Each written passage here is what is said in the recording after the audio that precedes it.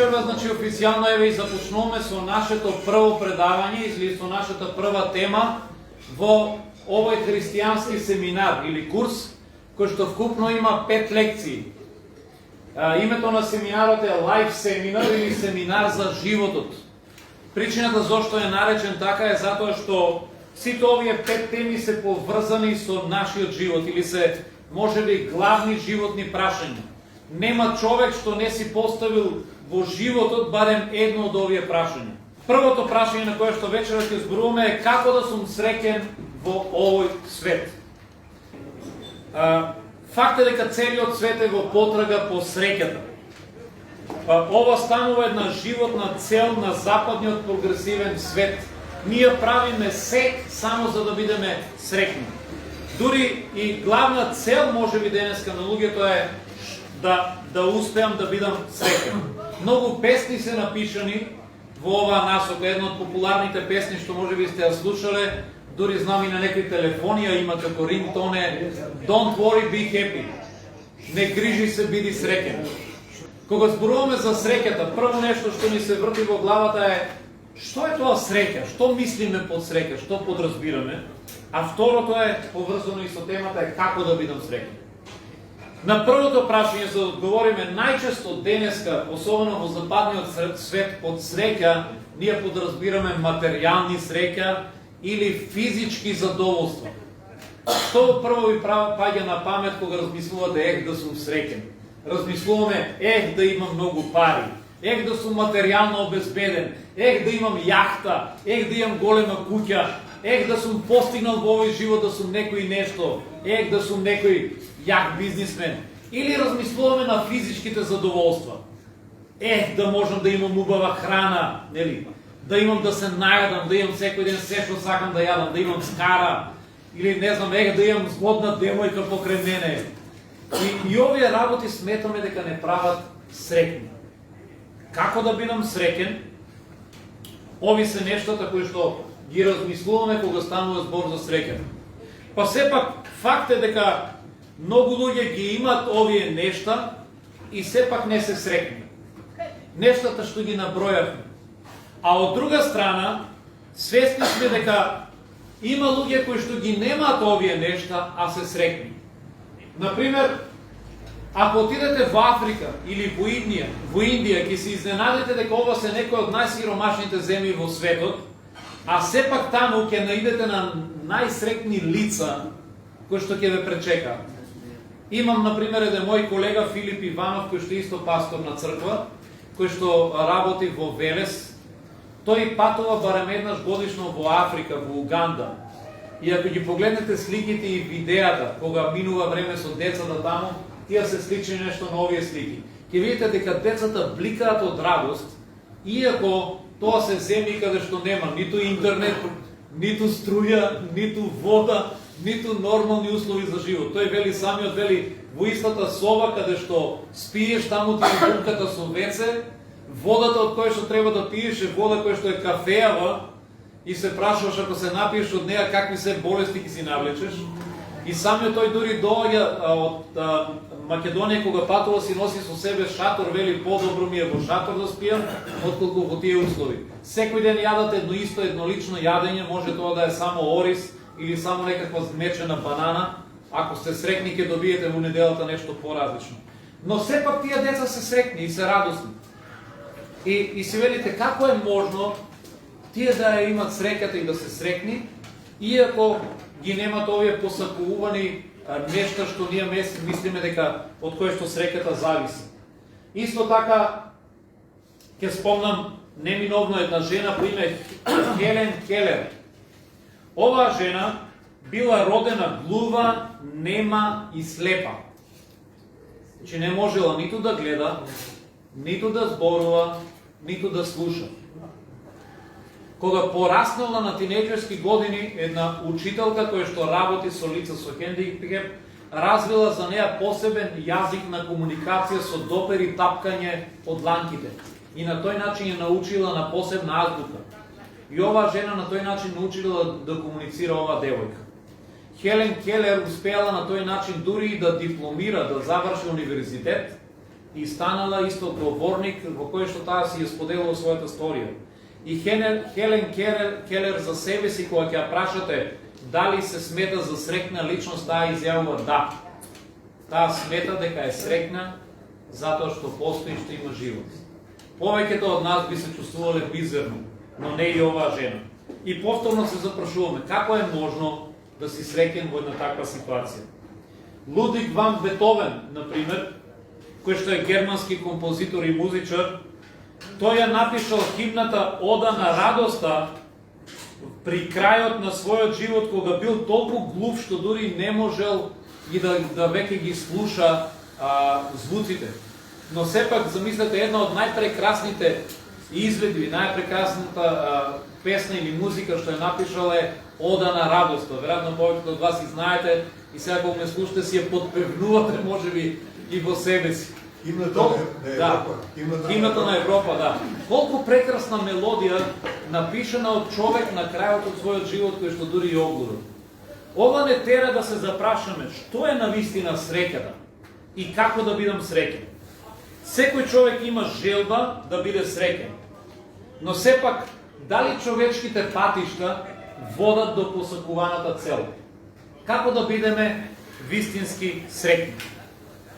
Ако прочитаме во Библијата, самиот Исус, во Јован 10 глава, 10 стих, вели крадецот, мислејќи на сатаната, кој што е нашиот најголем непријател на човекот, вели доаѓа само да украде, да убие и да уништи. Неговата цел е да го уништи човештвото. И тој користи различни измами и подмукли нешта за да нас не направи несреќни, кој да не уништи. А Исус за себе си вели: јас дојдов за да ви дадам живот, и тоа живот во сета негова полнота. Па нели е тоа она што всушност ние го посакуваме кога зборуваме за среќата? Ако можеме среќата да ја опишеме со други зборови, доаѓаш кај мене или кај Бог и велиш: сакам да бидам среќен, Боже. И Бог вели: де кажи ми го со други зборови, што всушност сакаш, опиши ми го. Ние ако го опишеме со други зборови, ние би рекле: Господе, сакам да имам живот во полнота. Сакам да имам живот кој што ќе е исполнет. Сакам да имам живот кој што нема да е празен, по кој што нема да се чувствувам мизерно. Живот во полнота. Исус вели: јас дојдов за таа цел. За луѓето да имаат живот во полнота. Сега прашањето е: како овој живот во полнота можеме да го добиеме? На кој начин? Ние како луѓе имаме своји човечки патишта и размислувања. Како да добием живот во полнота? И ако треба денеска да наброиме кои се тие патишта, веројатно ќе наидеме на цел список, но денеска ќе зборуваме барем за 3 од нив, бидејќи во овие 3 од нив повеќето од нас ќе се препознаеме. И еве го првиот човечки пат до среќата. Сите веројатно препознавате кој е тој. Парите.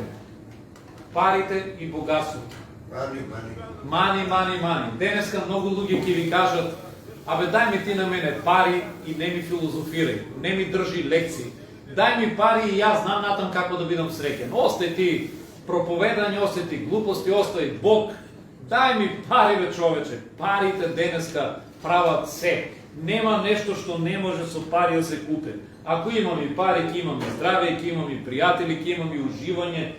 Парите те прават среќен. Но дали е тоа вистина? Дали парите можат да не направат вистински среќни? Не знам колку од вас го слушате Дино Мерлин, оние кои што сме екс-јур носталгичари, си слушаме се уште од Здравко Чолич, од Мерлин и други. Има една фраза која што Мерлин ја пее во една песна, вели: ние среча, пара пуна, вреча. И ако треба да преведам, Мерлин вели: среќата не е во вреќите полни со пари. И знаете што вели понатаму? Продолжува во текстот и вели: то знају они што ја имају. Они кои што ги имат парите полни со вреќи, тие знаат од искуство дека парите не може да те направат среќен. Иако ние потено ќе им кажеме: а остај ти таа работа, дај ми на мене па да видиш. Но можно ли е човек да биде среќен, човек да има пари, а да не е среќен? Денеска паролата вели: колку повеќе пари имаш, колку по-богат си, толку повеќе си среќен, бидејќи парите можат да ги остварат твоите желби. Па сепак искуството ни покажува дека не е баш така. Дека има многу луѓе кои што имаат пари, а не се среќни. Дури не знам дали знаете, статистиката покажува дека Америка е кој што можеби една од економски најстабилните, најјаките земји. Ние Америка сметаме денеска рајот на земјата. Сите сонуваме да отидеме за Америка, или ако не сите, особено младите, велиме, таму е животот, таму е раскошот.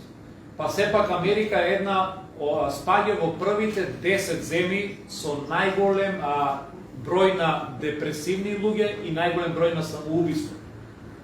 Сега, како е можно Америка да е во првите 10 земји со најголем број на самоубиства, ако среќата е во богатството, во парите и во се? Молам, и најголем број бездомници. И ова ни кажува дека среќата не секогаш е во парите. Вториот пат до среќата што ние мислиме, или оној човечки пат што ние сметаме дека ќе не однесе до среќата и многумина веруваат, е славата и кариерата.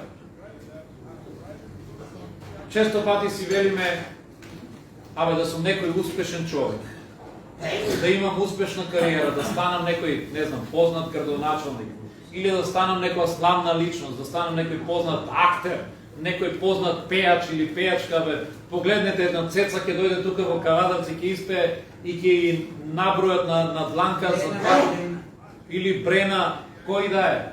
За 2-3 часа пеење, нека се и 4, на рацете ќе ги набројат 60.000 евра, 70.000 евра. Ахмет Ајахич.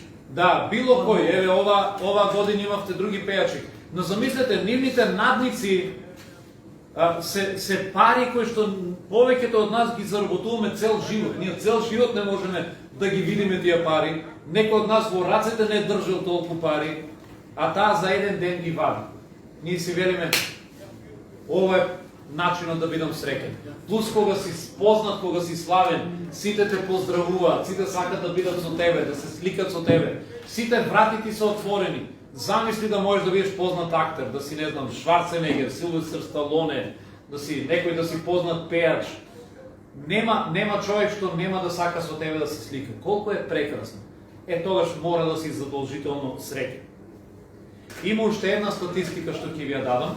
Ви кажав статистика дека Америка спаѓа во 10 земји со најголем број на депресија и самоубиства. Знаете ли дека актерите и пејачите, тоест овие лица кои што влегуваат во категорија на професија за забава, така ги нарекуваат, значи лица кои што влегуваат во таа професија, спаѓаат во групата на лица кои што најмногу страдаат од зависност. Помеѓу нив има најмногу алкохоличари или луѓе кои што се наркомани, зависници од дрога. Можете ли да се запрашате зошто? Ако славата, кариерата и успехот невиновно носат среќа, значи ако да си успешен пејач или успешен глумец по дефолт е еднакво на среќа, зошто овие луѓе тогаш, глумци или пејачи, имат потреба постојано од дрога или од алкохол за да ја одржуваат таа среќа? Зошто би посегнале по овие, да кажеме, субстанции кои што создаваат зависност, ако се навистина среќни? Ќе ви покажам, реков дека се тие со оваа професија со најголем број на зависници од алкохол и дрога. Некои од нив веројатно и ќе ги препознаете. Ова се некои од познатите пејачи или глумци или славни личности кои што се зависници.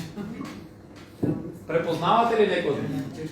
Тука го имаме Чарли Шин, Витни Хјустон кој што почина, и тоа почина колку што знам од предозирање, Мерлин Моро кој што исто така била зависник од субстанции.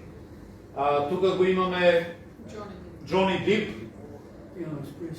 Елтон Джон, Бритни Спирс, Елвис Присли кој што исто така почина од дрога, и на крајот го имаме Ернест Хемингвеј кој што беше писател, но имаше зависност од алкохолот и се самоуби на крајот. Да. Ова се само дел од познатите славни личности кои што имале или имаат проблем со зависноста. Некои се уште се лечат. Психотропни субстанции. Психотропни субстанции, токму така, Сашко, ако бараме веќе некој... И прекурзори. Ако бараме израз кој што е стручен. Во Македонија, од познатите личности кои што имат или имале проблем е Игор Джамбазов, кој што имаше проблем дури и со коцкањето, понатаму Дуле од дуото Дуле и Коки, кој што исто така имаше проблем со алкохолот, Владко Илиевски кој што почина од предозирање со дрога и веројатно има и други кои што можеби и во јавноста се уште не се знае дека го има тој проблем. Ова ни кажува дека среќата нема да ја најдете во славата и во кариерата. Иако многумина ќе го набројат ова како втор пат до среќата. Првиот нели што е најчест пат што сите го бараме е парите и богатството. Второ по популарност би било славата, успехот, кариерата. Да сум славен и успешен, би бил среќен. И сите ние си го замислуваме тоа.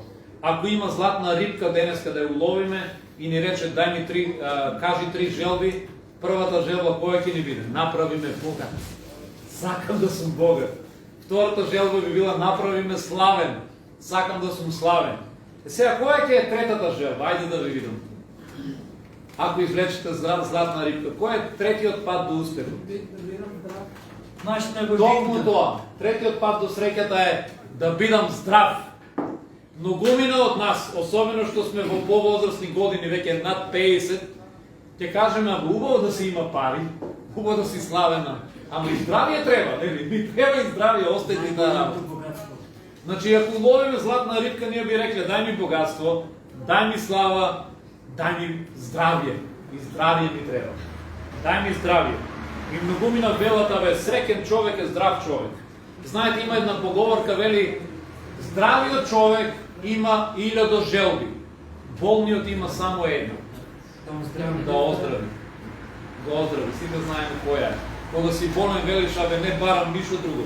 Особено, не дај Боже, ако човек е болен од неизлечива болест. Денеска, за жал, знаеме, ракот по Косово, многумина, замислете, отидете на лекар и ви каже докторов, жал ми е болен си од рак. Која ќе е твојата единствена желба? Само да оздравам. Само да оздравам, се давам и пари и се, ако си пејач ќе оставиш и пеење и се ќе кажеш да оздравам само. Само да оздравам. И многумина сметаат дека третиот пат до среќата е да имам добро здравје. Ако човек е здрав и ќе е среќен. Па сепак бело дугме, еве пак ќе се наврдам на XU групите, имаше една песна Доживети 100-ту. Ја знаете, доживети 100-ту, доживети 100-ту. Да, све што луѓе желе у животу, како беше, доживети 100-ту.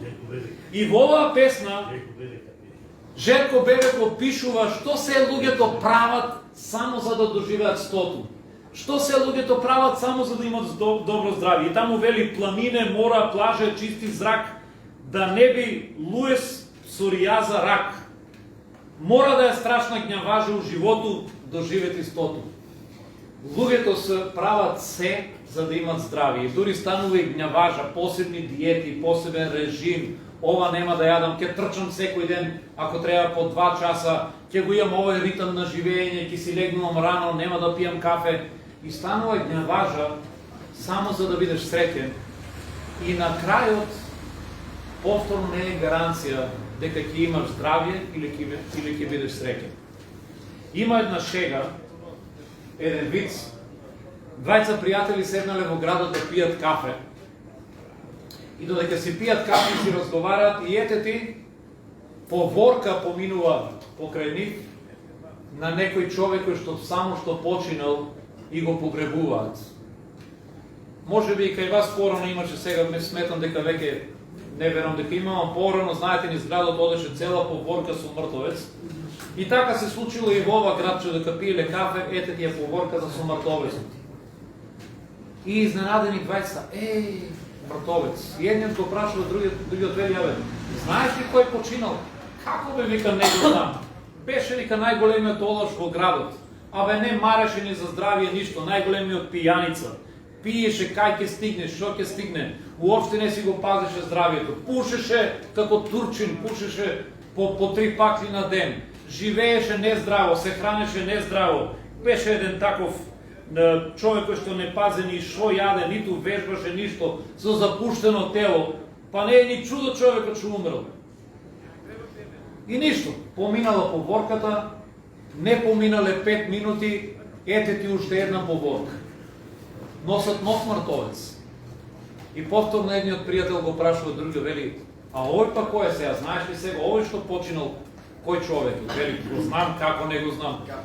Беше најдобриот спортист во градот. Капка ракија нема напиено. Водеше здрав живот. Никогаш цигаре нема ставено во устата. Никогаш нездраво се нема хрането.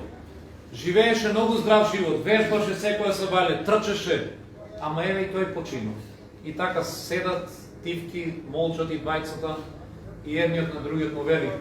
Значи, помеѓу нездрав живот и здрав живот само 5 минути разлика. Толку. Едниот го погрева пред 5 минути, ете ти го и другиот. Ние знаеме дека не е секојаш така, или не е навистина така, но понекогаш се запрашуваш, има ли смисла сето ова да го правам, кога на крајот и јас ќе завршам во гроб. И дали навистина да си здрав, по автоматизам е услов за среќа. Ќе ви кажам уште една статистика, бидејќи сакам вечера да зборувам со статистика. Што мислите според вас? Кои се годините во животот во кои што сте најздрави? Во кои години луѓето се најздрави? Помеѓу кој и која година? Тинеџерските некаде 18 години, дока 25-6. Значи, еве, од 18 до 30.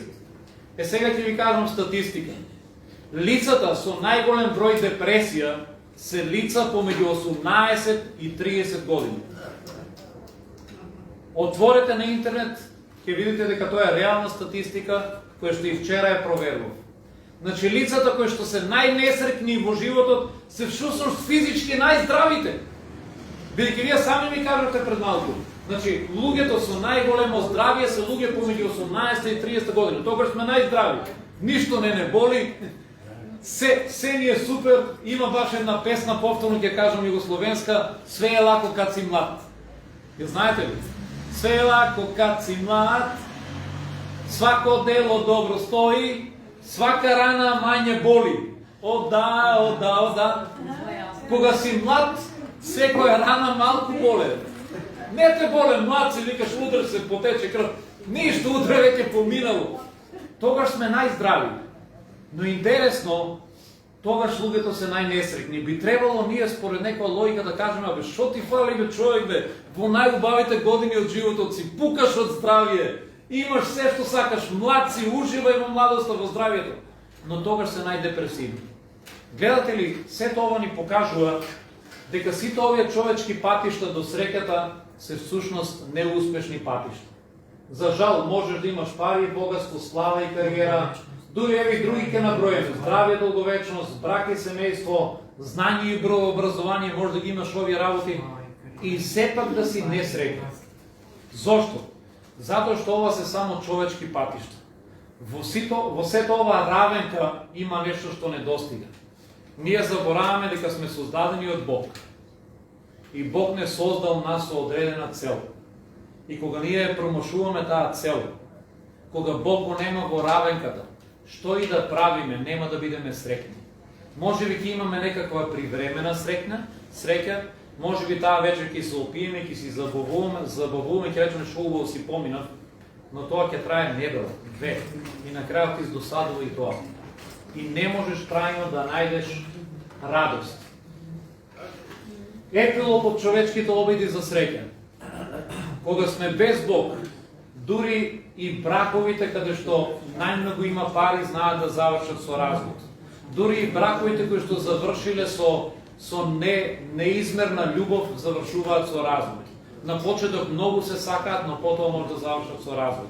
А разводот знаеме што покажува. Разводот покажува дека луѓето не успеале, не биле среќни. болестите се поприсутни се и се почесто се разболуваат луѓето, иако имаме современи апарати во нашата медицина. Се повеќе се користат психотропни супстанции, кои што кажа Сашко. Се повеќе имаме луѓе, статистиката покажува дека секоја година се повеќе има луѓе кои што подлегнуваат на алкохол, на дрога и на други супстанции, затоа што не се срекни, бараат нешто да ги исполни. Ова е епилогот на патиштата до среќата без Бог.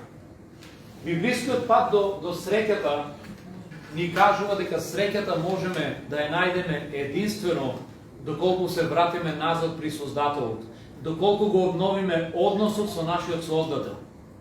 Во една прилика има една вистинита приказна која што е опишана во Новиот Завет. Во Евангелие според Јован, мислам дека беше 4 глава, таму е опишано кога Исус одејќи на патот за Самарија седна покрај еден бунар. И беше токму на пладне кога беше многу жеден. И дојде една жена, самарјанка. И оваа жена, кога седна со Исус, тој побара на неа вода.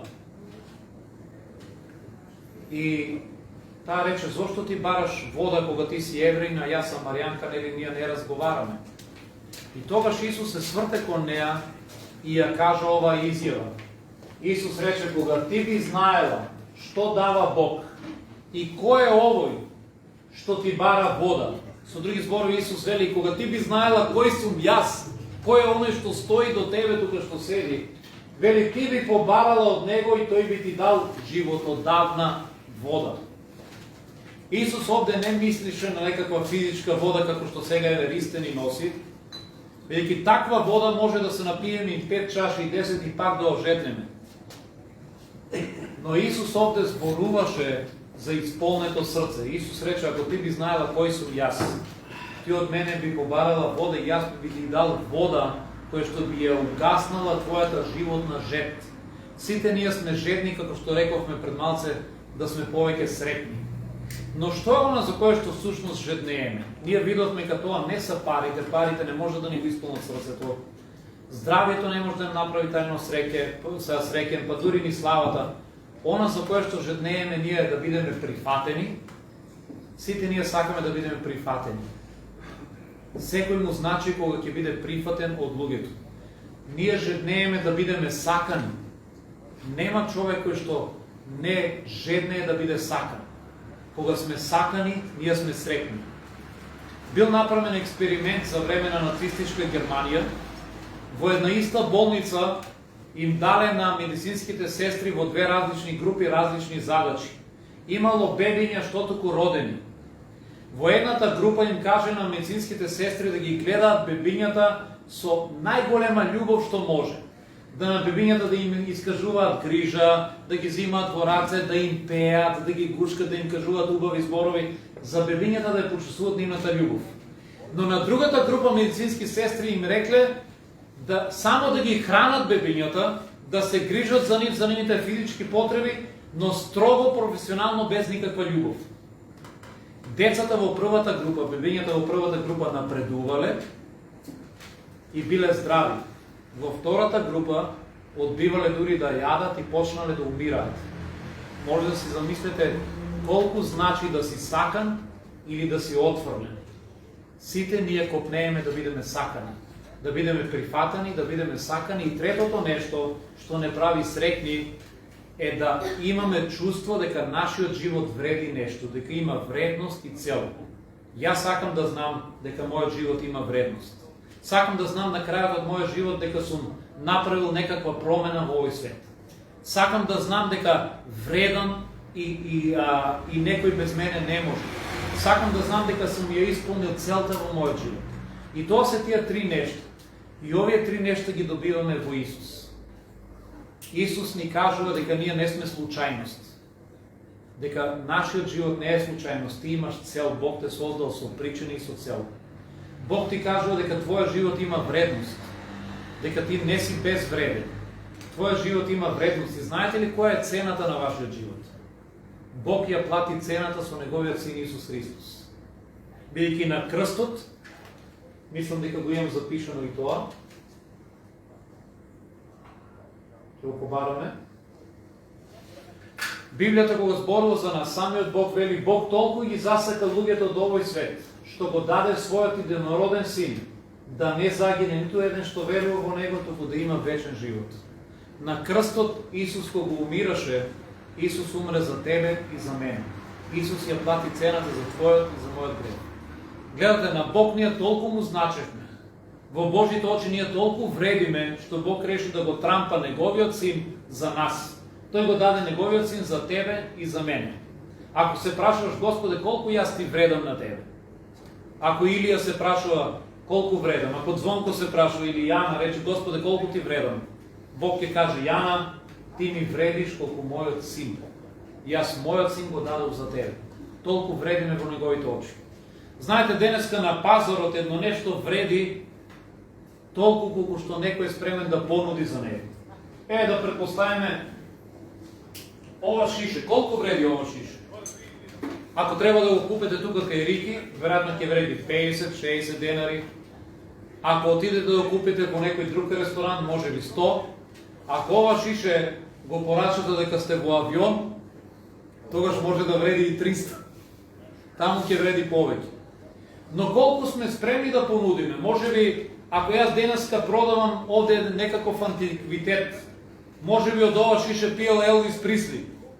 И сега некој ќе рече, што ме Елвис Присли, јас давам 100 евра. Друг некој ќе рече, давам 500. Некој ќе рече, давам 1000. Знаете ли, прочитав скоро, дека дзиврите на Елвис Присли беа продадени некаде за околу 100.000 евра, може да замислите. Дзиврите, гаките кои што ги носила Елвис Присли. Сега, колку вредиме ние? Толку, колку што некој е спремен да понуди за нас. Колку е спремен некој да понуди за Илија? Колку е спремен некој да понуди за Горан или за Катерина, за Тодор, за Сашко? Ако сум на пазар како роб, некој може би ќе рече, давам 3000 евра за Горан, ништо повеќе. Хај го, може би. Јас сум успешен бизнисмен. Да, но Бог, кога го виде Горан, кога ја виде Катерина или Звонко, Бог рече за него, го дава мојот син. Нашата вредност е изравнета со Исус, Синот Божи. Затоа, нашата радост, нашиот исполнет живот може да го најдеме единствено во нашиот Создател, во Господ Исус. Не барајте ја среќата на другото место. Исус рече, јас дојдов за луѓето да имат живот и тоа живот во изобилие. И еден друг текст, мислам дека го имам исто овде, може би беше на назад. Исус исто така порачува на сите нас кои што сме, ни е дошло преку глава од овој свет, кои што сме изморени трагајќи по среќата, ја трчаме по пари, ја бараме во парите и на крајот не сме среќни. Ја бараме во здравието, на крајот ќе си го загубиме здравието. Ја бараме во кариера и никој да успееме. Исус вели, дојдете кај мене, сите вие кои што сте изморени и натоварени со тешки бремиња, и јас ќе ве одморам, ќе ви дадам одмор. Ако го бараш исполнетиот живот, ако ја бараш среќата, не ја барај во овој свет. Нема да ја најдеш ниту во парите, ниту во здравието, ниту во славата и во кариерата. Единствено можеме да ја најдеме кај Исус. Затоа тој ти порачува вечерва. Ако си изморен од овој свет, ако си обременет од грижи, од било што, дојди кај мене. И јас можам да ти дадам животодавна вода, како што Исус и понуди на Самаријанка. И кога Исус зборуваше со неа, тој заврши со една реченица и рече, оваа вода што јас ќе ти ја дадам, во тебе ќе стане извор на жива вода. Таа ќе се претвори во извор, ќе блика и нема да запре. Ако го прихватиш Исус за твој Господ и Спасител, ако твојот живот му го довериш нему и дозволиш тој да го препороди твоето срце, тогаш твоето срце ќе биде исполнето и нема веќе да биде несреќно. И тоа ќе стане извор на жива вода. Ти секојдневно ќе се будиш со радост, знаејќи дека има еден кој што го дал својот живот за тебе, знаејќи дека има еден кој што те љуби и кој што ќе биде со тебе секогаш. И во неговите очи ти вредиш повеќе од злато. Еве тука ќе завршам вечерва пораката и се надам дека со ова одговоривме на прашањето како да бидам среќен во овој свет.